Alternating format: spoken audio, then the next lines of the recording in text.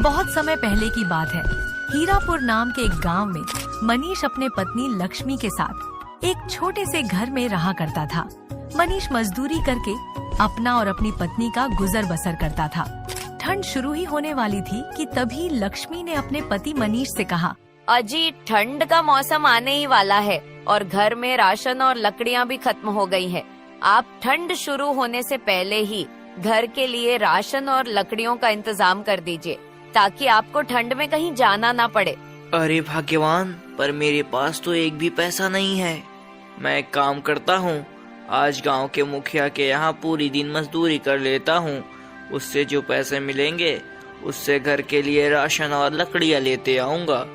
ठीक है जी, अब आप जाइए और शाम को राशन और लकड़ियाँ याद से लेकर आइएगा। फिर मनीष अपने घर से मुखिया के यहाँ चला जाता है। मुखिया एक बड़ा ही दुष्ट और लालची व्यक्ति था।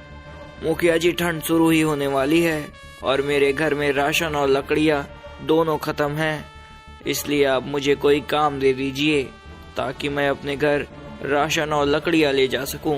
ठीक है, तो फिर जाओ और जाकर मेरे सभी खेतों की जुताई कर दो। शाम को मैं तुम्हें तुम्हारी मजदूरी दे दूंगा।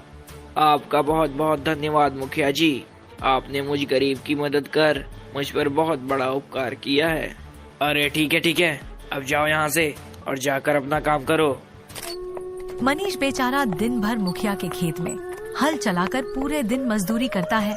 शाम होते ही मनीष मुखिया के घर पहुंचकर कहता है, मुखिया जी, मैंने आपके सारे खेतों की जुताई कर दी। अब आप मुझे मेरी मजदूरी दे दीजिए ताकि मैं घर राशन और लकड़ियाँ ले जा सकूं। तभी मुखिया ने अपने नौकर सत्यम से कहा, अरे सत्यम, हरीश, अरे कोई है क्या? जाओ और जाकर इस गरीब को रोटी दे दो। मुखिया की बात सुनकर मनीष बोला, अरे मुखिया जी, ये आप क्या कह रहे हैं? मुझे रोटियां नहीं बल्कि धन चाहिए ताकि मैं अपने घर राशन और लकड़ियाँ लेके जा सकूं। मनीष की बातें सुन मुखिया आग बबूला हो गया और बोला, अरे देख मनीष, मैं तुझे तेरी मजदूरी के बदले सिर्फ रोटियां ही दे सकता हूँ। अगर लेना है तो ले, वरना जा यहाँ से। मनीष बेचारा मुखिया से बहुत विनती करता है, पर मुखिया ने मनीष की एक न सुनी। मनीष बेचारा थोड़ी सी सूखी रोटी लेकर अपने घर उदास होकर लौट गया। मनीष के घर पहुंचते ही लक्ष्मी ने मनीष से कहा, अजी क्या हुआ? आप बड़े उदास लग रहे हो और राशन और लकड़ियाँ भी साथ नहीं लाए। अरे हाँ लक्ष्मी, मैं राशन और लकड़ियाँ नहीं ले आ पाया क्योंकि मुखिया ने मेरे मजदूरी के बदले मुझे धन नहीं बल्कि सूखी रोटी दी है। अजी अब क्या होगा? लगता है इस ठंड में हमें लकड़ियाँ नहीं मिलेगी। नहीं लक्ष्मी, तुम चिंता मत करो, मैं कैसे भी करके कल लकड़ियाँ और राशन ला दूंगा। फिलहाल तो मुझे बहुत जोरों की भूख लगी है।